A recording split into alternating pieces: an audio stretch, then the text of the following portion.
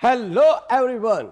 जैसे मैंने आपसे प्रॉमिस किया था कि मैं आपको सीयूटी की तैयारी करवाऊंगा और हर वीक आपके लिए एक लेक्चर लेके आऊंगा। तो आज पहला लेक्चर आपके लिए आ गया है बिजनेस स्टडी का unit 1, nature and significance of management. तो बिना टाइम वेस्ट किए शुरू करते हैं। पहला क्वेश्चन आता है हमारा, व्हाट इज द मैनेजमेंट। देखो, जब मैनेजमेंट की बात करते हैं ना, तो यहां पे दो अप्रोच है, एक ट्रेडिशनल अप्रोच है, एक मॉडर्न कंसेप्ट है। अब ट्रेडिशनल कंसेप्ट या ट्रेडिशनल अप्रोच क्या कहती है? Management is an art of getting things done through others. भाई, मैनेजमेंट का मतलब है लोगों से काम करवाना। लेकिन जो हमारी मॉडर्न कंसेप्ट है वो कहते हैं नहीं, मैनेजमेंट ये नहीं है। Management means creating an environment, climate, जिसमें आपके जो वर्कर्स हैं, जो स्टाफ है, वो अच्छे से काम करे ताकि आप ग्रुप गोल को, कंपनी के गोल को अचीव करें। That is the management. यानी मैनेजमेंट का मतलब है एक ऐसा इंवायरमेंट क्रिएट करना, एक ऐसा क्लाइमेट क्रिएट करना ताकि इंडिविजुअल मोटिवेटेड हो अच्छे से काम करने के लिए, अपना बेस्ट देने के लिए। That is the management.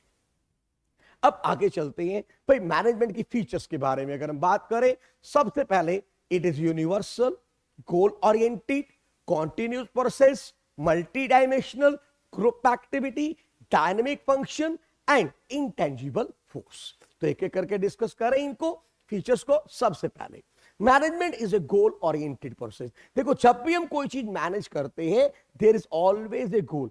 अब कोई भी मैनेजर अपना अगर मैनेज करता है ना, कुछ भी चीज, कोई भी कंपनी को, उसका हमेशा गोल होता है। जैसे कि मान लीजिए एक मैनेजर अपनी कंपनी को चला रहा है, उसका गोल क्या हो सकता है? सेल को 15% बढ़ाना है, 10% बढ़ाना है। एक प्रिंसिपल स्कूल को चला रहा है, उसका गोल क्या हो सकता है? मेरे स्टूडेंट का 100% रिजल्ट आए। तो management is always a goal oriented process. जब भी एक मैनेजर मैनेज करता है अपनी कंपनी को, अपनी ऑर्गेनाइजेशन को, उसके दिमाग में हमेशा गोल रहता है। Management is all pervasive. याद रखिएगा, जो मैनेजमेंट है it is required everywhere. Business activity, non business activity, school में, कॉलेज में, हॉस्पिटल में, मंदिर में, गुरुद्वारा साहिब में, everywhere management is required. Pervasive का मतलब होता है universal. Management is multi dimensional. याद रखिए, एक मैनेजर मल्टी डायमेंशनल होता है। उसको तीन चीजें मैनेज करनी होती है। सबसे पहले मैनेजमेंट ऑफ वर्क। भाई, उसको वर्क को मैनेज करना है। जैसे कि अगर एक स्कूल है तो वहां पे आपका वर्क क्या है? बच्चों को अच्छी एजुकेशन प्रोवाइड करना। अगर आप हॉस्पिटल चला रहे हैं, आपका वर्क क्या है? पेशेंट्स को अच्छे से ट्रीट करना। और अगर आप एक इंडस्ट्री चला रहे हैं तो आपका वर्क क्या है? अपने प्रोडक्ट को अच्छे से रेडी करना, मैन्युफैक्चर करना, ताकि मार्केट में उसको अच्छे से सेल किया जा सके। अब सेकंड, एक मैनेजर का काम क्या होता है? Management of people. वो पीपल को मैनेज भी करता है। भाई, आपके यहाँ पे बहुत सारा स्टाफ है, वर्कर्स काम कर रहे हैं, उस अच्छे वर्कफोर्स को मेंटेन करना। कोई आपकी जॉब वर्क कंपनी को छोड़ के तो नहीं जा रहा है, कहीं कोई वर्कर की डेफिशिएंसी तो नहीं हो गई है। कोई रिक्रूटमेंट करना, सिलेक्शन करना, उनको टाइम टू टाइम मोटिवेट करना, ट्रेनिंग देना, उनको डायरेक्शन देना, ये क्या है? Management of the people. तो मैनेजर ये सारे काम कर रहे हैं, जो लोग उसके अंडर काम कर रहे हैं उन्हें टाइम टू टाइम वो डायरेक्शन देता है, गाइड करता है, मोटिवेट करता है, ट्रेनिंग देता है। That is the management of people. Then management of operation. अब एक कंपनी के अंदर, एक ऑर्गेनाइजेशन के अंदर बहुत सारे काम होते हैं। प्रोडक्शन हो गया, सेल हो गया, परचेज हो गया, फाइनेंस हो गया, तो अलग अलग ऑपरेशन चल रहे हैं, उन सबको भी मैनेज करना मैनेजर का काम होता है। इसीलिए कहा जाता है management is multi dimensional. Management of work, management of people and management of operation. Please याद रखेंगे, एमसीक्यूज के लिए बहुत इंपॉर्टेंट है। Management is a continuous process. देखो, मैनेजमेंट में लगातार बहुत सारे फंक्शन चल रहे हैं। समटाइम प्लानिंग हो रही है, समटाइम स्टाफिंग हो रही है, समटाइम डायरेक्शन दी जा रही है, sometime controlling, sometime organizing. Every time a manager involves in one or more other functions. तो इसीलिए कहा जाता है management is a continuous process. कभी भी एक मैनेजर आराम से नहीं बैठता है कि एक काम खत्म हुआ बस हो गया। नहीं, एक काम खत्म होता है, दूसरा शुरू, तीसरा शुरू, चौथा शुरू। अब देखो ना, एक प्रिंसिपल है, वो भी अपने स्कूल के अंदर एक तरह से मैनेजर का रोल प्ले कर रहे हैं। अब कभी आपको प्रिंसिपल को क्या करना है? अगले सेशन के लिए प्लानिंग करनी है, कभी सिलेबस की प्लानिंग हो रही है, कभी एग्जाम्स की प्लानिंग हो रही है, कभी एडमिशंस को लेके प्लानिंग चल रही है, कभी इंफ्रास्ट्रक्चर को लेके प्लानिंग चल रही है। कुछ ना कुछ स्कूल में चल रहा है। तो management is continuous. Every time principal has to manage so many things. So management is a continuous process. Management is A dynamic function. देखो आज की डेट में एनवायरमेंट लगातार चेंज हो रहा है, बिजनेस एनवायरमेंट इज डायनेमिक। तो यहां मैनेजर का रोल ये भी होता है कि एक एज पर द सिचुएशन अपनी कंपनी को चेंज करें। मान लो कोई टेक्निक में चेंज आ रहा है, कोई प्रोडक्ट में चेंज आ रहा है, कोई कंपटीटर नया प्रोडक्ट लेके आ गया, कस्टमर की डिमांड में चेंज आ गया, तो उसके अकॉर्डिंग अपने को चेंज करें। तो management is A dynamic function, it helps in the changing of the things according to the business environment. So that is the management is a dynamic function. Management involves group effort. फिर management एक single person का काम नहीं होता, management is A group activity. बहुत सारे लोग मिल के काम करते हैं तब काम होता है। तो management is A group activity, mind one thing, एक सिंगल पर्सन का रोल नहीं होता। Management is A group activity, बहुत सारे लोग मिल के काम करते हैं।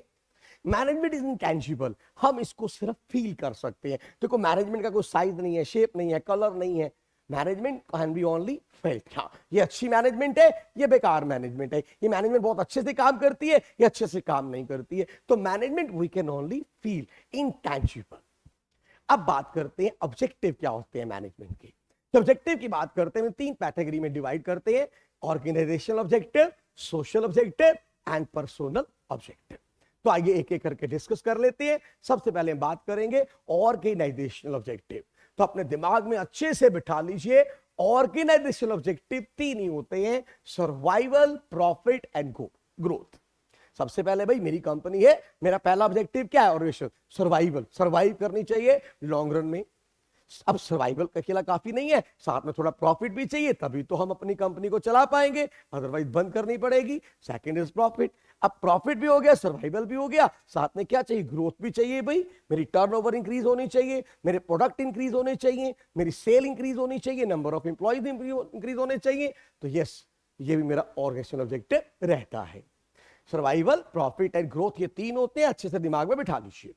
सोशल ऑब्जेक्टिव में का मतलब क्या? देखो सोसाइटी से हम लिए काम कर रहे हैं, एक रिसोर्सेज कहां से ले रहा है मैनेजर? सोसाइटी से। सामान अपना कहां सेल कर रहा है? सोसाइटी को। इवन जो एम्प्लॉइज आ रहे हैं वो भी कहां से आ रहे हैं? सोसाइटी से। तो सोसाइटी के लिए कुछ ऑब्जेक्टिव बनते नहीं बनते, कोई ड्यूटी बनती कि नहीं बनती? तो क्या सोशल ऑब्जेक्टिव होते हैं? Number one, protection of environment. भाई इन्वायरमेंट को प्रोटेक्ट करना, आपने कोई भी ऐसी एक्टिविटी नहीं कर रही कि उससे इन्वायरमेंट को नुकसान पहुंचे। फिर आपने एम्प्लॉयमेंट अपॉर्चुनिटी जनरेट करनी है, स्पेशली जो हमारे स्पेशल एबल्ड पीपल होते हैं या बैकवर्ड पीपल्स होते हैं उनके लिए, ताकि वो एरिया डेवलप हो सके।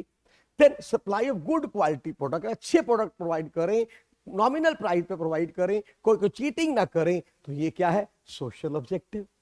अब आता है थर्ड कैटेगरी, पर्सनल ऑब्जेक्टिव। अब पर्सनल ऑब्जेक्टिव क्या होते हैं? देखो हमारी कंपनी में बहुत सारा स्टाफ काम कर रहा है, एम्प्लॉइज काम कर रहे हैं, तो उनको लेके भी तो कुछ रिस्पॉन्सिबिलिटी बनती है ना मैनेजर की, बिल्कुल बनती है। तो डेफिनेटली उसकी जो पर्सनल ऑब्जेक्टिव होते हैं कि जो उनके पास काम कर रहे हैं लोग, उनका ध्यान रखें। अब उनके लिए क्या ऑब्जेक्टिव है? सबसे पहले उनकी जो फाइनेंशियल नीड्स है उनको पूरा किया जाए, जैसे कि उनको प्रॉपर सैलरीज वगैरह दिए जाए, ताकि उनकी मिनिमम जो बेसिक रिक्वायरमेंट्स है फुलफिल हो। तो पहले आपकी ऑब्जेक्टिव क्या है कि अपने जो एम्प्लॉइज हैं उनको एक प्रॉपर एक अच्छी सैलरी दे, ताकि उनकी जो बेसिक नीड्स है, फाइनेंशियल नीड्स है, वो सेटिस्फाई हो सके।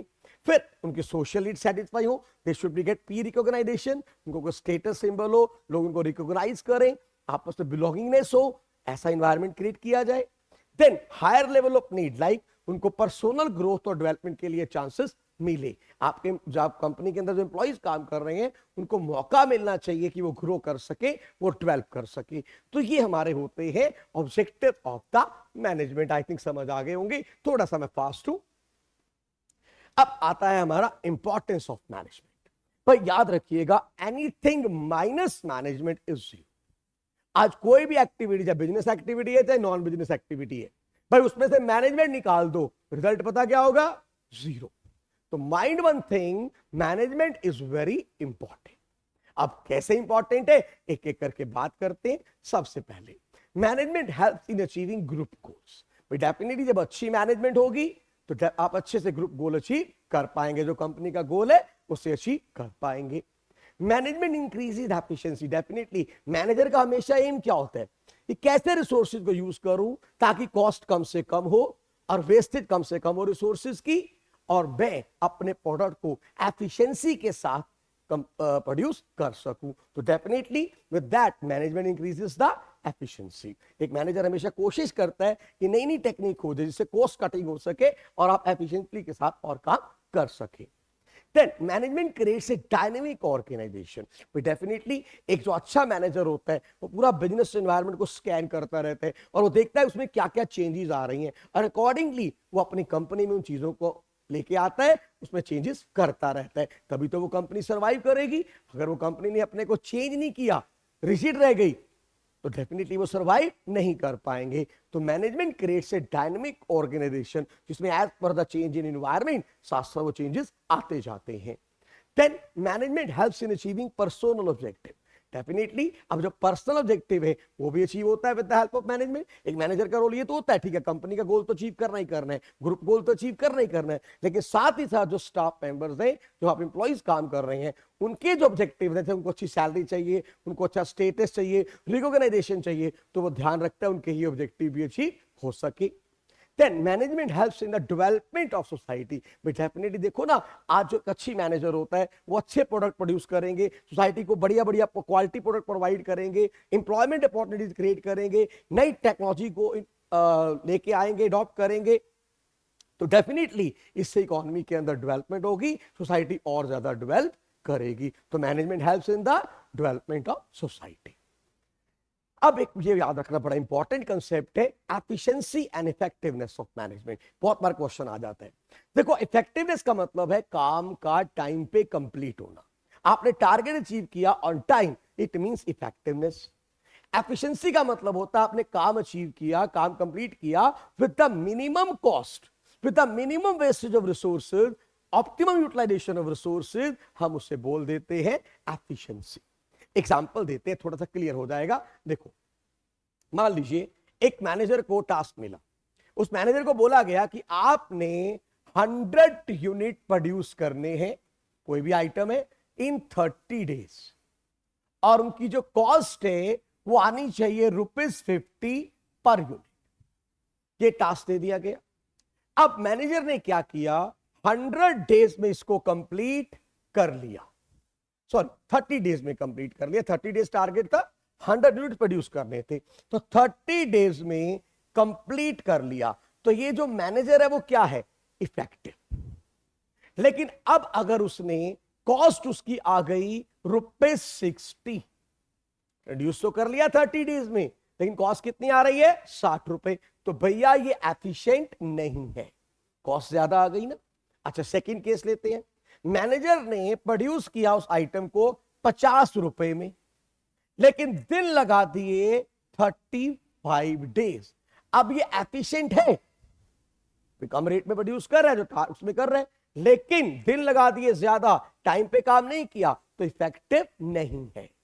और अगर मैनेजर ने 30 डेज में ही काम कर लिया और कॉस्ट भी कितनी आई, 50, तो भैया वो एफिशिएंट भी है और इफेक्टिव भी है। तो आई थिंक यू अंडरस्टैंड, काम टाइम पे कंप्लीट होना क्या है, इफेक्टिवनेस, और कम से कम रेट पे होना, दैट इज एफिशिएंसी। कम से कम कॉस्ट पे होना, दैट इज एफिशिएंसी। तो इसका डिफरेंस भी थोड़ा सा देख लेते हैं। मीनिंग, सर इफेक्टिवनेस का मतलब क्या है, it means completion of work on time. भाई काम का टाइम पे कंप्लीट होना इफेक्टिवनेस है। एफिशिएंसी का मतलब होता है target are achieved with minimum cost. Minimum cost में काम का होना, दैट इज द एफिशिएंसी। काम का टाइम पे कंप्लीट होना, that is the effectiveness. Purpose क्या होता है, it is concerned with end in result. End result से कंसर्न भी काम होना चाहिए, टाइम पे होना चाहिए। It is concern only with cutting down the cost, कम से कम कॉस्ट पे होना चाहिए। यहां ये हमारा पर्पस है। फोकस क्या है, कंप्लीशन ऑफ टास्क। यहां फोकस क्या है, optimum utilization of resources, minimum wastage हो उनकी, ताकि हमारी कॉस्ट कम से कम आए। तो आई hope you understand the meaning of effectiveness and efficiency. अब आता है हमारा अगला पार्ट, नेचर ऑफ मैनेजमेंट। जब हम बात करते हैं नेचर ऑफ मैनेजमेंट, 3 क्वेश्चन आते हैं। भाई मैनेजमेंट साइंस है क्या मैनेजमेंट आर्ट है, क्या मैनेजमेंट प्रोफेशन है? तो आइए डिस्कस करते हैं वन बाय वन। सबसे पहले हम बात करेंगे management as a science. Yes, management science है। क्यों है? Number 1, it is systematic body of knowledge. जैसे साइंस एक सिस्टमैटिक बॉडी ऑफ नॉलेज होती है, ये भी है भाई। Principle based on experiment, science के जितने भी प्रिंसिपल्स होते हैं they are based on experiments. तो यस सर, मैनेजमेंट के जो प्रिंसिपल्स होते हैं ये भी एक्सपेरिमेंट होते हैं, बार बार ऑब्जर्वेशन होती है, रिपीटेड एक्सपेरिमेंट्स होते हैं, और उसके बाद हम मैनेजमेंट प्रिंसिपल्स को डिराइव करते हैं। तो yes sir, it is also based on experiments. Cause and effect relationship, जैसे साइंस के प्रिंसिपल्स क्या बताते हैं, cause and effect relationship. Principle of management भी बताते हैं कॉज एंड इफेक्ट रिलेशनशिप। जैसे कि बताओ यूनिटी ऑफ कमांड, अगर आपने अडॉप्ट किया तो कोई कंफ्यूजन नहीं होगी। तो यहाँ पे कॉज क्या था, यूनिटी ऑफ कमांड, एक पर्सन के ऊपर एक बॉस है और आपका काम बढ़िया तरीके से हुआ, ये क्या था, इफेक्ट। आपने एक के ऊपर दो बॉस लगा दिए, violation of unity of command, अब कंफ्यूजन आ गई, काम टाइम पे नहीं हुआ, ये उसका इफेक्ट था। यानी कि मैनेजमेंट प्रिंसिपल्स भी क्या बताते हैं, कॉज एंड इफेक्ट रिलेशनशिप। समझ आई ना मेरी बात, एक से ज्यादा बॉस ऊपर बैठा दिए एक बंदे के सिर पे, ये कॉज था, और कंफ्यूजन हो गई, काम ढंग से नहीं हुआ, ये क्या था, इफेक्ट। तो मैनेजमेंट प्रिंसिपल्स भी कॉज एंड इफेक्ट रिलेशनशिप बताते हैं। वेरिफिकेशन ऑफ प्रिंसिपल, ये साइंस के प्रिंसिपल को वेरीफाई कर सकते हैं, यस मैनेजमेंट प्रिंसिपल्स को भी हम वेरीफाई कर सकते हैं। अभी करो ना वॉयलेट यूनिटी ऑफ कमांड, देखो आपका काम सारा ठीक ढंग से नहीं होगा, और आप उसको फॉलो करो, देखो काम बहुत बढ़िया तरीके से होगा। तो यस, हम इनको वेरीफाई कर सकते हैं। यूनिवर्सल एप्लीकेशन, जैसे साइंटिफिक प्रिंसिपल्स होते हैं, यूनिवर्सल एप्लीकेशन होती है, हर जगह लगती है। यस, इसी तरह हमारे जो मैनेजमेंट के प्रिंसिपल्स हैं ये भी आपके मैक्सिमम अप्लाई होते हैं हर जगह। हाँ, डिपेंड करता है, कहीं पे इनकी नीड ज्यादा होती है, कहीं पर इनकी नीड कम होती है, नीड बेस्ड होते हैं, but they are applicable everywhere. अब डिवीजन ऑफ लेबर है, अब जहां भी लगाओगे डेफिनेटली एफिशिएंसी बढ़ेगी, काम प्रोडक्टिविटी बढ़ेगी, स्पेशलाइजेशन मिलेगी। अब limitation of management as a science, लेकिन कुछ लोग कहते हैं मैनेजमेंट जो है ना ये सॉफ्ट साइंस है, ये रिजिड साइंस नहीं है, ये इनएग्जैक्ट साइंस है। मैं वर्ड बोलता था, ध्यान रखना, management is a soft science, management is inexact science. क्यों? क्योंकि कुछ लिमिटेशंस हैं, जैसे कि नंबर 1 लैक ऑफ यूनिफॉर्मिटी। हमारे जो मैनेजमेंट के प्रिंसिपल्स हैं वो यूनिफॉर्म नहीं है। Lack of certain fix concept and principle, हमारे जो प्रिंसिपल्स है ना, जो कंसेप्ट है फिक्स नहीं है, चेंज होते रहते हैं as per the situation, flexible है। हम बोलते थे ना कि management principles are flexible. Lack of certainty about result, अब मैनेजमेंट प्रिंसिपल्स में आपको हर बार सेम रिजल्ट मिलेगा ऐसा सर्टन नहीं होता है। अब साइंस के प्रिंसिपल्स में क्या होता है, अब जितनी बार मर्जी एक्सपेरिमेंट करो you get the same result, पर यहां ऐसा नहीं होता, you will not get the same result every time. Influence of external factors, हमारे मैनेजमेंट प्रिंसिपल्स होते हैं ये एक्सटर्नल फैक्टर्स से भी इन्फ्लुएंस होते हैं। Difficult to establish cause and effect relationship, कई बार cause and effect relationship establish करना बड़ा मुश्किल हो जाता है। मान लो मैनेजमेंट के अंदर कोई नुकसान हुआ, कोई प्रॉब्लम आ गई कंपनी के अंदर, उसका एग्जैक्ट कॉज क्या था, it is very difficult to find out. Lack of measurement, हमारे मैनेज साइंस के प्रिंसिपल्स में क्या होता है, साइंस में लेबोरेटरीज होती हैं, हम टेस्ट कर सकते हैं, हर एक वेरिएबल्स को प्रॉपर मेजर किया जा सकता है, लेकिन मैनेजमेंट को मेजर करने के लिए हमारे पास प्रॉपर कोई क्राइटेरिया नहीं है। Then replication is not possible. Replication का मतलब होता है अगर एक एक्सपेरिमेंट हम बार बार करें, every time we get the same result. तो साइंस के प्रिंसिपल्स में तो ये होता है, साइंटिफिक प्रिंसिपल जितनी बार आप एक्सपेरिमेंट करोगे every time you get the same result, लेकिन यहां पर ऐसा पॉसिबल नहीं है। अब इसीलिए कहा जाता है मैनेजमेंट इज इनएग्जैक्ट साइंस। बेटा ये प्लीज याद रख लो, एमसीक्यूज में अगर टीचर पूछ लेता है मैनेजमेंट कौन सी साइंस है, तो आपको पता होना चाहिए मैनेजमेंट है इनएग्जैक्ट साइंस, सॉफ्ट साइंस। समझ आई मेरी बात, ये रिजिड साइंस नहीं है, ये एग्जैक्ट साइंस नहीं है। अब आता है अगला question, management as an art. अब आपको पहले पता होना चाहिए आर्ट क्या है। भाई आर्ट का मतलब होता है practical application of the knowledge. आपके पास नॉलेज है वो साइंस है, नॉलेज इज साइंस, नॉलेज है तो वो साइंस है। उस नॉलेज को जो प्रैक्टिकली हम यूज करते हैं हम उसे क्या बोल देते हैं, आर्ट। आर्ट क्या होता है, practical application of the knowledge. तो अब क्वेश्चन आता है क्या ये मैनेजमेंट आर्ट है? बिल्कुल है। कैसे? सबसे पहले existence of theoretical knowledge. Her art के अंदर पेंटिंग है, ड्राइंग है, सब में थ्योरेटिकल नॉलेज होती है, एग्जिस्ट करती है, यहां भी है। Personalize application, personal skill. देखो कोई भी आर्टिस्ट होता है उसका अपना पर्सनल स्किल होता है ना, हर एक अपना, जैसे हम बात करें कि सिंगर की, हर सिंगर का गाने का अपना स्टाइल है, हर राइटर का लिखने का अपना स्टाइल होता है, ऐसे हर मैनेजर का सिचुएशन को टैकल करने का अपना अलग अलग स्टाइल होता है, पर्सनलाइज स्किल होता है। Then continuous practice. अब एक अच्छा देखो एक अच्छा आर्टिस्ट कब बनता है बढ़िया आर्टिस्ट? जब बार बार वो प्रैक्टिस करते हैं। ऐसे एक मैनेजर बार बार अपने एक्सपीरियंस के साथ जब बार बार मैनेजरियल प्रॉब्लम्स आते हैं उनको सॉल्व करता है, वो एक अच्छा मैनेजर बनता है। एंड क्रिएटिविटी, यस सर, एक आर्टिस्ट के अंदर क्या चाहिए? क्रिएटिविटी चाहिए। ऐसे एक मैनेजर के अंदर भी क्रिएटिविटी चाहिए ताकि वो नई नई चीजें सोच सके, नई नई इनोवेशन लेके आ सके और सिचुएशन को अलग अलग तरह से कैसे हैंडल करना है वो देख सके। तो यस, हम कह सकते हैं मैनेजमेंट इज आल्सो आर्ट। अब आता है मैनेजमेंट एज ए प्रोफेशन। क्या प्रोफेशन है मैनेजमेंट? यस, प्रोफेशन है। Number 1, specialise knowledge. हर प्रोफेशन के अंदर एक स्पेशलाइज नॉलेज होती है, मैनेजमेंट के अंदर भी है। आप जाते हो ना एमबीए करने जाते हो, बीबीए करने जाते हो, आपको स्पेशलाइज नॉलेज प्रोवाइड की जाती है about the management. Acquiring knowledge and training. Yes sir, आपको जब एक अच्छी मैनेजमेंट की डिग्री लेनी है, आपको ट्रेनिंग की जरूरत पड़ती है, नॉलेज एक्वायर करनी पड़ती है। Social recognition. हर प्रोफेशनल की अपनी रिकॉग्नाइजेशन होती है ना, डॉक्टर है, वो लॉयर है, वो सीए है, तो ऐसी मैनेजर की भी सोशल रिकॉग्नाइजेशन है। हाँ भाई, वो जर्नल मैनेजर है, वो बैंक मैनेजर है, वो प्रोडक्शन मैनेजर है, उनकी एक अपनी सोशल रिकॉग्नाइजेशन है। Charging of fees. अब कोई भी प्रोफेशनलिस्ट है, अपनी जो सर्विस प्रोवाइड करता है, फीस लेता है ना, तो मैनेजर भी अपनी सैलरी लेता है, तो यस वो भी अपनी फीस ले रहा है। Service motive. पर डेफिनेटली अब एक किसी प्रोफेशन के अंदर चले जाएं, हर प्रोफेशन का एक एथिकल कोड ऑफ कंडक्ट होता है कि हमने सर्विस करनी है। जैसे कि डॉक्टर का मोटिव होता है कि आपने सोसाइटी को सर्व करना है, अच्छे से उनका ट्रीटमेंट करना है पेशेंट का। ऐसे एक लॉयर का मोटिव होता है, सर्विस मोटिव क्या होता है कि उसने जो भी जस्टिस के लिए लड़ना है, अच्छे से लॉफुल एक्टिविटीज की तरफ इन्वॉल्व होना है, और कोई भी अगर कोई किसी के साथ चीटिंग करता है तो उसको जस्टिस दिलवानी है। तो यहां पर एक मैनेजर का भी सर्विस मोटिव है कि सोसाइटी को अच्छे प्रोडक्ट प्रोवाइड करे, नॉमिनल प्राइसेस पे, कोई अडल्ट्रेटेड प्रोडक्ट ना हो, क्वालिटी प्रोडक्ट प्रोवाइड करे। तो yes, management is a profession. लेकिन फिर बात आती है कि मैनेजमेंट जो है फुल फ्लैज प्रोफेशन नहीं है। थोड़ी सी रिस्ट्रिक्शंस यहां भी है, थोड़ी सी लिमिटेशंस यहां भी है। वो कौन कौन सी लिमिटेशंस है? Number 1, restricted entry. देखो, आज आपने किसी भी प्रोफेशन में जाना है तो वहां पर आपको एक मिनिमम क्वालिफिकेशन चाहिए। सर, मैनेजमेंट के केस में ऐसा नहीं है। जैसे कि डॉक्टर बनना है तो एमबीबीएस करनी पड़ेगी, बीडीएस करनी पड़ेगी, बीएमएस करनी पड़ेगी, लेकिन यहां कोई ऐसी रिस्ट्रिक्टेड एंट्री नहीं है। कोई पर्सन मैनेजर बन सकता है, उसको मिनिमम क्वालिफिकेशन की जरूरत नहीं है। Representative association. हर एक जितनी भी हमारी प्रोफेशन होते हैं ना, उनकी एक रिप्रेजेंटेटिव एसोसिएशन होती हैं। जैसे कि बार काउंसिल ऑफ इंडिया किसको रिप्रेजेंट करती है? हमारे लॉयर्स वगैरह को करती है। मेडिकल काउंसिल ऑफ इंडिया किसको करती है? हमारे जो डॉक्टर्स वगैरह को करती है। तो यहां पर हमारी है डेफिनेटली एसोसिएशन तो है AIMA, लेकिन जो वो रूल उसको हमें हर किसी के लिए उसका मेंबर बनना कोई कंपलसरी नहीं है। ठीक है, आप AIMA के मेंबर बन सकते हैं, आप उससे अपनी सर्टिफिकेट ले सकते हैं, लेकिन ऐसी कोई कंपल्शन नहीं है।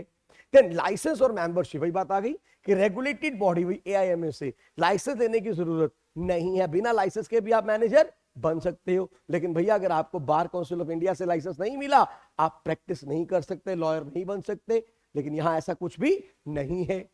एथिकल कोड ऑफ कंडक्ट होता है हर प्रोफेशन का। जैसे कि हमारे डॉक्टर्स का अपना एथिकल कोड ऑफ कंडक्ट है, लॉयर्स का अपना एथिकल कोड ऑफ कंडक्ट है। मैनेजर के केस में ऐसा कोई एथिकल कोड ऑफ कंडक्ट नहीं है। Then liability for misconduct.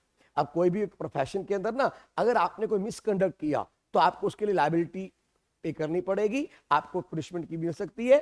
जैसे कि मान लीजिए किसी लॉयर ने अगर कुछ चीट किया, गलत तरह से उसने अपना केस लड़ा, तो उसका लाइसेंस कैंसिल हो सकता है। एक डॉक्टर ने कुछ अनएथिकल काम किया, उसकी प्रैक्टिस कैंसिल हो सकती है, उसका लाइसेंस कैंसिल हो सकता है। तो लेकिन यहां पर ऐसा कुछ भी नहीं है इन केस ऑफ मैनेजर। अगर वो कुछ गलत भी करते हैं तो कोई स्ट्रिक्ट एक्शन उनके अगेंस्ट नहीं होता। तो इसीलिए कहा जाता है कि मैनेजमेंट जो है फुल फ्लैज प्रोफेशन नहीं है। अब बात करते हैं लेवल ऑफ ऑर्गेनाइजेशन। भाई, जब हम बात करते हैं लेवल ऑफ ऑर्गेनाइजेशन के अंदर, तो किसी भी कंपनी को हम 3 पार्ट में डिवाइड करते हैं, top level, middle level and the lower level. और सबसे नीचे हमारे जो आ जाते हैं वर्कर्स, यानी ये तीनों जो लेवल होते हैं, top level, middle level, lower level, इसको क्या बोल देते हैं? Managerial level. और जो नीचे हमारे वर्कर्स हैं, इनको हम बोलते हैं नॉन मैनेजरियल लेवल। तो आइए बात करते हैं सबसे पहले टॉप लेवल मैनेजमेंट की। पर टॉप लेवल मैनेजमेंट के अंदर कौन कौन आता है, पहले ये देख लेते हैं। Board of director, chief executive officer, chief financial officer, chief operating officer, chairman, managing director, president, vice president, general manager. ये लोग किस में आते हैं? Top level management. इनका मेन काम क्या होता है? ऑब्जेक्टिव डिटरमिन करना, पॉलिसीज प्लान को फ्रेम करना, और एक्टिविटीज को ऑर्गेनाइज करना, रिसोर्सेज को असेंबल करना, परफॉर्मेंस को कंट्रोल करना, बजट को अप्रूव करना, और कंपनी के सक्सेस और फेलियर के लिए कौन रिस्पॉन्सिबल होता है? Top level management. तो ये इनके फंक्शंस आपको अच्छे से टिप पे होने चाहिए। क्वेश्चन आ सकते हैं कि विच of the following function is from the top level, top level का फंक्शन है या मिडिल लेवल का फंक्शन है या लोअर लेवल का फंक्शन है, ऐसे क्वेश्चन आपको आ सकते हैं। तो तीनों को अच्छे से देखते चलेंगे।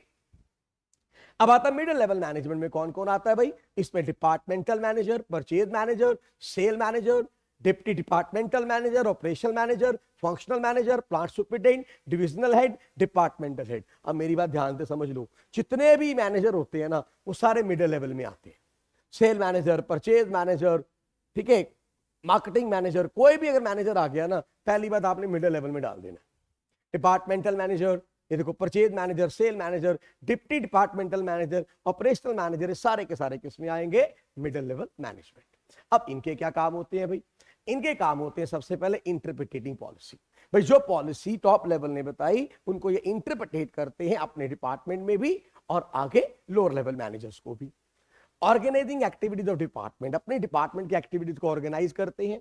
एम्प्लॉयज को अपॉइंट करते हैं अपने डिपार्टमेंट के अंदर, अपने एम्प्लॉयज को कंट्रोल करते हैं, इंस्ट्रक्शन देते हैं, मोटिवेट करते हैं टाइम टू टाइम अपने एम्प्लॉयज को, एंड कॉपरेट करते हैं विद अदर डिपार्टमेंट ताकि कंपनी का गोल हम अचीव कर सके। बिना कॉपरेशन के आपको पता काम होने वाला नहीं है। एंड इंप्लीमेंटेशन ऑफ प्लान, और जो प्लान टॉप लेवल ने बनाया उसको ये इंप्लीमेंट भी करते हैं। लोअर लेवल मैनेजमेंट, अब लोअर लेवल में कौन कौन आता है भाई? इसमें आते हैं हमारे supervisor, foreman, clerk, superintendent, section officer, ये किस में आते हैं? लोअर लेवल या ऑपरेशनल मैनेजमेंट भी कहते हैं। ध्यान दीजिएगा, लाइन मैनेजर, ऑपरेशनल मैनेजर और लोअर लेवल मैनेजर एक ही बात होती है। प्लीज ये नोट कर लीजिएगा बेटे, क्वेश्चन आ सकता है। इनको हम लाइन मैनेजर भी कहते हैं। क्या बोल देते हैं? Line manager. Operational manager, lower level manager, ये किसको बोलते हैं? लाइन मैनेजर्स को। तो क्लियर हो गया, तीन नाम होते हैं इसके। अब इनके फंक्शंस क्या क्या होते हैं ये भी देख लेते हैं। सर, सबमिटिंग वर्कर ग्रीवनेस, तो वर्कर के साथ ये डायरेक्ट अटैच होते हैं। अगर वर्कर की कोई भी प्रॉब्लम्स हैं तो ये अपना मिडिल लेवल वालों को बताएंगे, मिडिल लेवल टॉप लेवल को बताएगा। इंश्योरिंग प्रॉपर वर्किंग कंडीशन, ये देखते हैं कि प्रॉपर वर्किंग कंडीशन हो कंपनी के अंदर, मतलब हमारे जो वर्कर्स हैं वो अच्छे से काम कर पाए, अच्छी कंडीशन होनी चाहिए। Ensuring safety of worker, worker की सेफ्टी का ध्यान रखते हैं, कोई मशीन ऐसी तो नहीं एक्सीडेंट होने का चांस है, कोई करंट लगने का चांस है। Helping middle level in recruitment and selection, middle level को हेल्प भी करते हैं रिक्रूटमेंट में और सिलेक्शन में, किस तरह के एम्प्लॉयज हमें चाहिए उनको गाइड करते हैं, बताते हैं, उनको हेल्प करते हैं। वेलकमिंग वर्कर सजेशन, अगर वर्कर को सजेशन देते हैं उनको सुनते भी है। और क्वालिटी स्टैंडर्ड मेंटेन करते हैं, कोई भी प्रोडक्ट एज पर क्वालिटी जो नॉर्म्स की बनना चाहिए उसको मेंटेन करने की जिम्मेवारी किसकी होती है? लोअर लेवल मैनेजर की, क्योंकि एक्चुअली ये काम करवा रहे हैं और इनको देखना कि प्रोडक्ट प्रॉपर उस स्टैंडर्ड का, उस क्वालिटी का बन रहा है कि नहीं बन रहा, जो हमारी स्पेसिफिकेशन है। तो ये थे मेरे बच्चे लेवल ऑफ मैनेजर। अब याद रखना, हमारे फंक्शन ऑफ मैनेजमेंट के बारे में वैसे हम डिस्कस करेंगे लेटर बहुत डिटेल में। 5 फंक्शन होते हैं, 5 आपके चैप्टर्स हैं, planning, organizing, staffing, directing and controlling. ये 5 फंक्शंस होते हैं हमारे मैनेजमेंट के। तो इनको फटाफट थोड़ा सा देख लेते हैं। सबसे पहले प्लानिंग का मतलब क्या होता है? तो प्लानिंग का मतलब होता है deciding in advance what to do, when to do, where to do, how to do, that is a planning. Planning is the primary function of management. हम डिसाइड करते हैं क्या करना है, कब करना है, कैसे करना है, किस तरह करना है, दैट इज बेसिकली प्लानिंग। ये प्राइमरी फंक्शन होता है। ऑर्गेनाइजिंग में क्या होता है? Organizing means coordinating human and non human resources with a view to achieve objective. तो मैंने प्लानिंग कर लिया क्या करना है, अब उस प्लानिंग को ध्यान में रखते हुए कितने ह्यूमन रिसोर्स चाहिए, कितने नॉन ह्यूमन रिसोर्स चाहिए, उनको कोऑर्डिनेट करना, फिर कंपनी के अंदर हायरार्की डिसाइड करना, क्या क्या लेवल होगा, कौन कौन से एम्प्लॉइज चाहिए, उनकी क्या क्या ड्यूटीज होंगी, क्या क्या अथॉरिटीज होंगी, दैट इज बेसिकली ऑर्गेनाइजिंग। और ये हम डिस्कस करेंगे later on. Then staffing. Staffing क्या होता है? It is the process of planning and organizing resources within the organization. किसको प्लान करने की बात हो रही है? ह्यूमन रिसोर्स को। किसको ऑर्गेनाइज करने की बात हो रही है? ह्यूमन रिसोर्स को। आप staffing means arrangement of right person for each job and position. Staffing में काम क्या है आपका? ये देखना राइट जॉब पे राइट पर्सन होना चाहिए एज पर द रिक्वायरमेंट। तो आपको जितना स्टाफ चाहिए उतना अवेलेबल होना चाहिए। दैट स्टाफिंग के अंदर आपके बहुत बड़ा ये टॉपिक है, हमारा बहुत बड़ा यूनिट होता है। इसमें रिक्रूटमेंट, सिलेक्शन, ट्रेनिंग, डेवलपमेंट, ये सब हम लेटर ऑन पढ़ेंगे अच्छे से। डायरेक्शन। अब डायरेक्टिंग फंक्शन नाम से डायरेक्शन। डायरेक्शन का मतलब क्या है भाई? वर्क को गाइड करना, उनको बताना क्या करना है, किस तरह से करना है, मोटिवेट करना, ट्रेनिंग देना, उनको कम्युनिकेट करना, ये सब किसके अंदर आता है? Under the direction. तो डायरेक्टिंग के हमारे 4 एलिमेंट होते हैं, supervision, communication, leadership and motivation. मैं इसको ज्यादा टच नहीं कर रहा हूं क्योंकि ये पूरे यूनिट है, बहुत डिटेल में आपको कराऊंगा मैं। और लास्ट हमारा फंक्शन होता है कंट्रोलिंग। कंट्रोलिंग का मतलब भैया चेक करना कि काम एज पर स्टैंडर्ड हो रहा है कि नहीं हो रहा, एक्चुअल परफॉर्मेंस को स्टैंडर्ड के साथ कंपेयर करना, और अगर कोई डेविएशन है तो उसको करेक्टिव एक्शन लेना। That is my dear controlling. तो ये 5 फंक्शन होते हैं मैनेजमेंट के, आपको पता होने चाहिए। बाकी डिटेल में हम बहुत डिस्कस करेंगे लेटर ऑन इसको। अब आता है हमारा अगला टॉपिक, कोऑर्डिनेशन। भाई कोऑर्डिनेशन क्या होता है?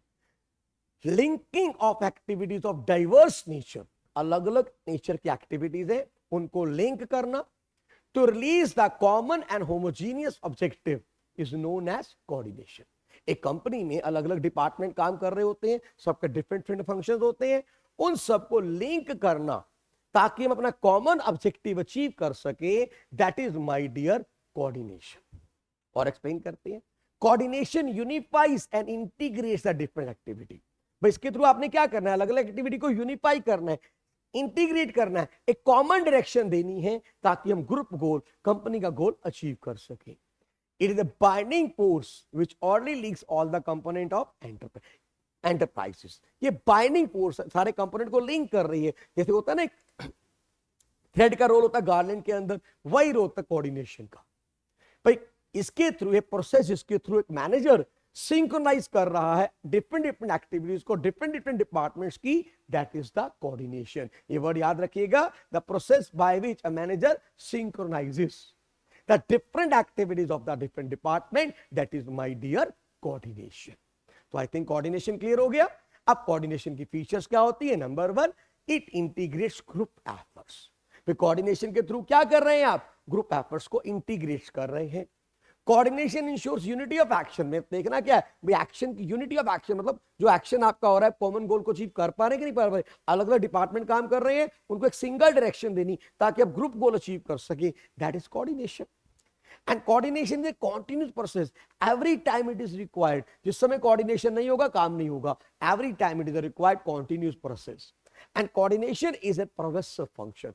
परवेसिव का मतलब क्या होता है? Universal, everywhere it is required. Top level, middle level, lower level, her level of management में कोऑर्डिनेशन इज रिक्वायर्ड। अब कोऑर्डिनेशन क्यों इंपॉर्टेंट है? ग्रोथ इन साइज, जैसे जैसे कंपनी का साइज बढ़ता है कोऑर्डिनेशन की इंपॉर्टेंस बढ़ती जाती है। देखो आज मेरी कंपनी में 2 या 3 लोग काम कर रहे हैं तो कोऑर्डिनेशन में ज्यादा दिक्कत नहीं है, लेकिन जैसे कंपनी का साइज बढ़ेगा कोऑर्डिनेशन की जरूरत बढ़ेगी। तो कंपनी का साइज बढ़ता है, कोऑर्डिनेशन की रिक्वायरमेंट बढ़ती है। Then functional differentiation. आज क्या आ रहा है? जैसे अलग अलग कंपनी के अंदर अलग अलग फंक्शन हो रहे होते हैं, अलग अलग डिपार्टमेंट के अलग अलग फंक्शन है, फंक्शनल डिफरेंशिएशन आ गया। हर डिपार्टमेंट अपने हिसाब से काम कर रहे हैं, अब उन सबको कोऑर्डिनेट करना जरूरी हो गया। देखो ना, प्रोडक्शन डिपार्टमेंट में सिर्फ क्या हो रहा है? Production related activity. Purchase department में क्या हो रहा है? Purchase related activities. तो उन सबको फंक्शनल डिफरेंशिएशन आ गया तो डेफिनेटली कोऑर्डिनेशन रिक्वायर्ड ताकि उन सबको एक कॉमन डायरेक्शन दी जा सके ताकि हम ग्रुप गोल अचीव कर सके। स्पेशलाइजेशन। अब देखो स्पेशलाइजेशन का टाइम आ गया, हर पर्सन समझता है अपने आप में मैं स्पेशलिस्ट हूं। अब प्रोडक्शन डिपार्टमेंट में कौन बैठा हुआ है? जो प्रोडक्शन स्पेशलिस्ट है। फाइनेंस डिपार्टमेंट में कौन बैठा हुआ है? एमबीए फाइनेंस, जो फाइनेंस में स्पेशलिस्ट है। तो हर स्पेशलिस्ट सोचता है कि मैं अपने हिसाब से बहुत बढ़िया काम कर रहा हूं, मेरे को जितनी नॉलेज है किसी को नहीं है। लेकिन नहीं, तो यहाँ पे कहीं ना कहीं ईगो आ जाती है। तो उस ईगो को खत्म करने के लिए, उन सबको तालमेल बिठाने के लिए, ताकि कंपनी का गोल हम अचीव कर सके, कोऑर्डिनेशन इज रिक्वायर्ड। तो these are the 3 importance of coordination. Clear everybody? तो यहां पे हमारा जो चैप्टर है वो खत्म हुआ। अब जैसे मैंने बोला था ना, पहले क्विक समरी होगी, तो क्विक समरी होगी चैप्टर की। अब हम बात करेंगे इसके एमसीक्यूज की।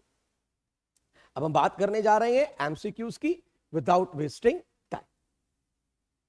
तो आइए शुरू करते हैं, देखते हैं कितने आपकी समझ आया आपको chapter. Let us check your knowledge and I will tell you किस तरह से एमसीक्यूज करने हैं। तो आइए शुरू करते हैं एमसीक्यूज। सबसे पहला question, which of the following is not an organizational objective? मैंने बताया था ना 3 ऑब्जेक्टिव होते हैं organizational, survival, profit and growth. अब इनके अलावा कौन सा नजर आ रहा है? वो आंसर है भैया, कौन सा नजर आ रहा है? बी। ये हमारा ऑर्गेनाइजेशनल ऑब्जेक्टिव नहीं है। Giving employment opportunities to disadvantage section of society, ये सोशल ऑब्जेक्टिव है। तो आपका आंसर क्या आएगा मेरे बच्चे? B is the answer. Clear everybody? आगे चलते हैं। फॉरमैन एंड सुपरवाइजर कंप्राइज, बताया था ना फॉरमैन सुपरवाइजर कहां आते हैं भाई? सबसे नीचे आते हैं लोअर लेवल मैनेजमेंट पे, और लोअर लेवल का नाम मैंने एक और बताया था, ऑपरेशनल मैनेजमेंट। तो आंसर इज सी। क्लियर है? ध्यान से दिमाग लगाते जाना है, सोचते जाना है। A manager obtained the required capital at 20% interest while the prevailing rate of interest to be 10%. How would you describe such a manager? भाई मैनेजर ने कैपिटल जितनी चाहिए थी रेंज कर ली, लेकिन 12% इंटरेस्ट पे करी, और रेट इस समय चल कितना रहा है? 10%।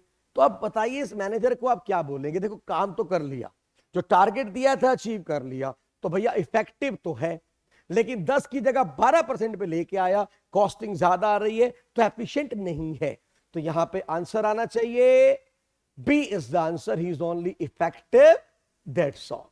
अगर इनएफिशिएंट लिखा होता कहीं पे इफेक्टिव एंड इनएफिशिएंट, तो वो भी आपका आंसर हो सकता था, लेकिन यहां पे चॉइस नहीं है, तो वो इफेक्टिव आंसर आपका बनेगा। B is the answer. पर याद रखिएगा ये मैनेजर इनएफिशिएंट भी है और इफेक्टिव भी है, तो कहीं चॉइस में लिखा होता इफेक्टिव एंड इनएफिशिएंट, तो फिर आपका आंसर वो होता। क्लियर है बच्चे? Okay. In the context of business what does research refer to? पर बिजनेस में रिसर्च का मतलब क्या होता है?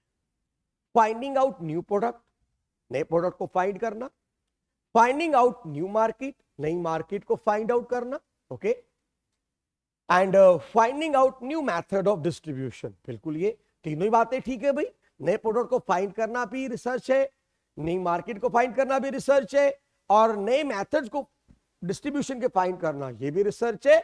तो आंसर आएगा D, all of the above. Yes, this is the answer, D is the answer, all of the above is our answer. Okay, management is activity है, प्रोसेस है, ट्रेडिशन है या इल्यूजन है? तो my dear, management is a process. बहुत सारे processes इकट्ठे चल रहे हैं, composite, planning, organizing, controlling, directing, ये सब इकट्ठे चल रहे हैं। तो management is a process. Composite process भी बोल देते हैं इसको। क्या बोल देते हैं? कॉम्पोजिट प्रोसेस, यानी बहुत सारे काम एक साथ चल रहे होते हैं। तो management is a process. Management ensures providing employment opportunities, maintaining profit, ensuring maximum utilization of resources, control on cost। देखिए जब मैनेजमेंट की बात करते हैं ना, तो मैनेजमेंट का मेन मकसद क्या है? सबसे पहले तो आपको देखो अपने जो मेन फोकस करना है दैट ऑन दैट की रिसोर्सेज का मैक्सिमम यूटिलाइजेशन हो, ताकि आपकी कॉस्ट कम से कम आए और आपके प्रॉफिट्स बढ़े। यानी बेसिकली ये हमारा मेन ऑब्जेक्टिव रहेगा, ensuring maximum utilization of resources। तो मैनेजमेंट का मेन रोल क्या है सर? अपने रिसोर्सेज का मैक्सिमम यूटिलाइजेशन करना विद द मिनिमम वेस्टेज। तो यहां पे C is the exact answer. Policy formulation is a function of, याद रखना पॉलिसी फॉर्मुलेशन कौन करता है? Top level management. बिना सोचे समझे आंसर है भैया, it is a top level manager. Clear है? Okay, coordination is function of management, essence of management, objective of management, none of both. तो भैया ये दिमाग में बिठा लो, coordination is essence of management. ये डेलिब्रेट एक्टिविटी है, कोऑर्डिनेट करना ही पड़ेगा, इसके बिना कंपनी में काम हो ही नहीं सकता। तो it is the essence of management. Okay, management is important because it helps in achieving group goals, it helps in development of society, it increases efficiency, and D all of the above. Yes, my dear, answer is all of the above। Management की सारी importance है भाई, group गोल भी achieve करते हैं, society भी develop होती है, एफिशिएंसी भी बढ़ती है। तो all of the above is answer, D is the answer. Clear बच्चे? Okay, which degree is essential to become a manager? भाई मैनेजर बनने के लिए कौन सी डिग्री चाहिए? भैया कोई डिग्री चाहिए ही नहीं, बोला था ना कोई रिस्ट्रिक्टेड एंट्री है ही नहीं, ना बीकॉम ना एमकॉम ना एमबीए, कुछ भी नहीं चाहिए भैया। आंसर क्या है? None of the above, D is the answer. कोई डिग्री नहीं चाहिए, 10वीं पास भी मैनेजर बन सकता है। What is the name of the management institute establish in India? बताया ना, AIMA sir, all India management association. ये देखती है मैनेजमेंट को। आप इसका मेंबर बन सकते हैं, लाइसेंस ले सकते हैं, लेकिन ये मैंडेटरी नहीं है। Management is called a process because, अभी डिस्कस किया था मैनेजमेंट प्रोसेस से क्यों है भाई? It is applicable to manufacturing processes, it is relevant for social organizations, it involves a series of function. Yes, this is the answer. It involves series of function, planning, organizing, directing, staffing, organizing, तो इस controlling, इसीलिए बोलते हैं management is a process, क्योंकि बहुत सारे function इकट्ठे कर रहा है एक manager. Eight what level of management does chief executive officer operate? बोला था ना ऐसे क्वेश्चन आएंगे। सीईओ कहां पे होता है भाई? सबसे ऊपर होता है, टॉप लेवल पे। चीफ जहां पे वर्ड आ गया ना, chief financial officer, chief executive officer, chief operating officer, जहां पे चीफ वर्ड आ गया ना, तो याद रखना वो क्या है? Top level management. Okay, which of the following is not a function of management? कौन सा मैनेजमेंट का फंक्शन नहीं है भैया? कोऑर्डिनेशन सेंस है मैनेजमेंट का, लेकिन फंक्शन नहीं है। फंक्शन 5 ही होते हैं, planning, organizing, directing, staffing, like that, लेकिन कोऑर्डिनेशन हमारा फंक्शन नहीं होता। तो आंसर इज बी। अब आता है sir, to which level of management do the manager of first line belong? अब बोला था ना भैया, फर्स्ट लाइन मैनेजर किसको बोलते हैं? हाँ जी, आया दिमाग में? सर ने बोला था फर्स्ट लाइन मैनेजर बोलते हैं लोअर लेवल मैनेजमेंट को। फर्स्ट लाइन आ जाए मैनेजर आ जाए, लोअर लेवल मैनेजर आ जाए, one and the same thing. What is that area called where the non managerial members work? देखो मैंने कहा था 2 वर्क पार्ट होते हैं, मैनेजरियल एंड नॉन मैनेजरियल। तो जो नॉन मैनेजरियल एरिया होता है उसको टेक्निकली बोला जाता है प्लेटफॉर्म एरिया। क्या बोला जाता है? Platform area. जब वर्कर काम करते हैं, जहां कोई मैनेजर नहीं होता है। मैनेजरियल जो हमारा एरिया होता है उसके अंदर कौन कौन आता है? Top level, middle level, lower level. और जो नॉन मैनेजरियल एरिया होता है जहां वर्कर्स आते हैं, उसे क्या बोलते हैं बच्चे? प्लीज याद रखेंगे, प्लेटफॉर्म एरिया। प्लीज ध्यान दीजिएगा, प्लेटफॉर्म एरिया किसको बोलते हैं? जहां पे वर्कर्स काम करते हैं। अब ये दो कुछ चीजें बड़ी इंपॉर्टेंट है। लाइन मैनेजर बताया, लाइन मैनेजर किसको बोलते हैं? लोअर लेवल मैनेजर को लाइन मैनेजर बोलते हैं। प्लेटफॉर्म एरिया में कौन काम करता है? वर्कर्स। नॉन मैनेजरियल एरिया बोलते हैं इसको।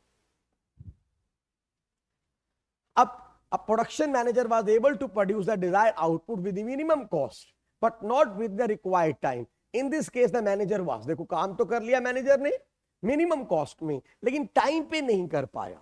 मिनिमम कॉस्ट का मतलब हो गया, देखो पता है जब क्वेश्चन करते हैं बेटे कैसे ध्यान में रखना है, बट अब जल्दी कोई नहीं, हमें कोई जल्दबाजी नहीं है। देखो मिनिमम कॉस्ट में कंप्लीट हो गया। अब मिनिमम कॉस्ट का मतलब क्या? Manager is efficient but not with in time required, but time पे काम नहीं हुआ। तो एफिशिएंट तो है लेकिन इफेक्टिव नहीं है। तो यहां पे चॉइस देखते हैं, इफेक्टिव नहीं है, एफिशिएंट है, बोथ इफेक्टिव नहीं थे। तो आंसर मेरे बच्चे क्या बनेगा? Only B.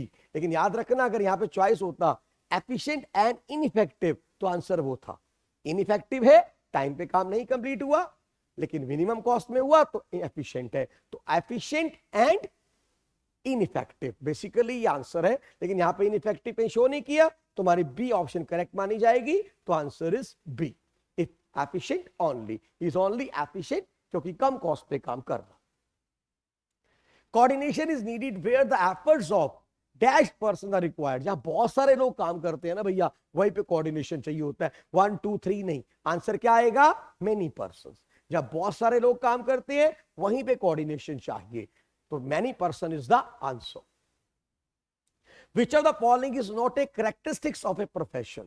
Profession की इनमें से कौन सी characteristics नहीं है? तो service motive, restrictive entry, based on practice and creativity, well defined body of knowledge. My dear, C is the answer. ये जो practice and creativity है, ये किसकी फीचर थी भाई? ये जो practice and creativity थी, it was the feature of art. तो प्रोफेशन में इसका कोई मतलब नहीं है। तो हमारा आंसर क्या आएगा? C. Based on practice and creativity, it is not the feature of profession. Cooperation means, एक होता है कोऑर्डिनेशन, एक होता है कॉपरेशन। कहते हैं कॉपरेशन का मतलब क्या होता है? desire to work jointly, determining activities, both the above, none of the above. भाई इकट्ठे मिलके काम करना, that is the cooperation. आप जब मिलके काम करना चाहते, A is the answer. Desire to work jointly, इकट्ठे मिलके काम करें, that is the coordination. Sorry, cooperation. That is the cooperation. इकट्ठे मिलके काम करना, दिल से काम करना, एक दूसरे की हेल्प करना, that is the cooperation. The principle of physics and chemistry are stable. What is your opinion about management? भाई प्रिंसिपल जो है फिजिक्स और केमिस्ट्री के तो स्टेबल है, तो मैनेजमेंट प्रिंसिपल्स क्या होते हैं भाई? अनस्टेबल, फ्लेक्सिबल होते हैं, एज पर सिचुएशन डायनेमिक होते हैं, चेंज होते रहते हैं, तो answer is unstable. Okay, management is art, science, profession. तो भैया मेरे को लगता है ये क्वेश्चन कोई बच्चा गलत नहीं करेगा. All of the above. Management art भी है, प्रोफेशन भी है और साइंस भी है. The following is not an objective of management. इनमें से कौन सा मैनेजमेंट का ऑब्जेक्टिव नहीं है? Earning profit, growth of business, providing employment, policy making. भैया पहले तीनों ऑब्जेक्टिव हैं. अर्निंग प्रॉफिट कौन सा था? Organisational objective. Growth of business भी क्या था? Organisational objective. प्रोवाइडिंग एम्प्लॉयमेंट क्या था? Social objective. लेकिन पॉलिसी मेकिंग ऐसा कोई ऑब्जेक्टिव नहीं होता, तो answer is D. Policy making कोई ऑब्जेक्टिव नहीं है. मैनेजमेंट में be called which of the following science. क्या होती है मैनेजमेंट भाई? Management is a perfect science, physics, chemistry, applied science. तो याद रख लीजिएगा, मैनेजमेंट इज अप्लाइड साइंस. क्या होती है मैनेजमेंट? Applied science. हम उस अपने स्किल को अप्लाई करते हैं. Level of management in an organisation serve as a dash line among the different managerial post. कौन सी लाइन होती है? डिवाइडिंग लाइन होती है, डिवाइड करती है अलग अलग पोस्ट को. Top level, middle level, lower level. तो it is a dividing post, dividing line, sorry, it is a dividing line among the different managerial post. तो answer is B, dividing. A dash chain is formed from the top level management to the lower level management. कौन सी chain होती है भाई? Principal भी करेंगे आगे जाके हम. Scalar chain. स्केलर चेन होती है जो टॉप लेवल से मिडिल से लोअर तक आती है, जो बताती है हायरार्की के बारे में, जो बताती है इंफॉर्मेशन कैसे मूव करेगी. हम उसे बोलते हैं स्केलर चेन. आगे डिस्कस करेंगे, प्रिंसिपल है इसके ऊपर पूरा एक नेक्स्ट चैप्टर में. At what level of management does the chief executive officer operate? बताया था ना, जहां चीफ वर्ड आ गया, it is a top level management. सोचना भी नहीं है, फटाफट आंसर कर देना है. To which level of management do the manager of first line belong? First line manager किसको बोला भाई? लोअर लेवल मैनेजर को. तो answer is A. Which of following statement best explain the management is an art? कौन सी statement बताती है कि management art है? Two manager deal with the same problem differently. Management has drawn its knowledge from other discipline also. No formal qualification is required for the appointment as a manager in a company. Outcomes of managerial actions cannot be predicted accurately. My dear, इसमें से आपको I think पता लग गया होगा best option क्या है. Two managers deal with the same problem differently. ये आर्ट होता है. हर आर्टिस्ट अपने हिसाब से काम करता है ना. हर गाने, सिंगर है अपने हिसाब से गाना गाता है, राइटर अपने हिसाब से लिखता है, ठीक है ना, एक प्लेयर अपने हिसाब से गेम खेलता है, तो वो आर्टिस्ट है. तो डेफिनेटली इसी तरह के मैनेजर है, अलग अलग मैनेजर सेम प्रॉब्लम को अलग अलग तरह से हैंडल करेगा. ये आर्ट है. तो A is the answer. Management at the top level spend their time more in. Maximum time top level कहां लगाता है भाई? प्लानिंग में. आंसर इज ए, प्लानिंग में, पॉलिसी फॉर्मुलेशन में. कौन करता है? Top level.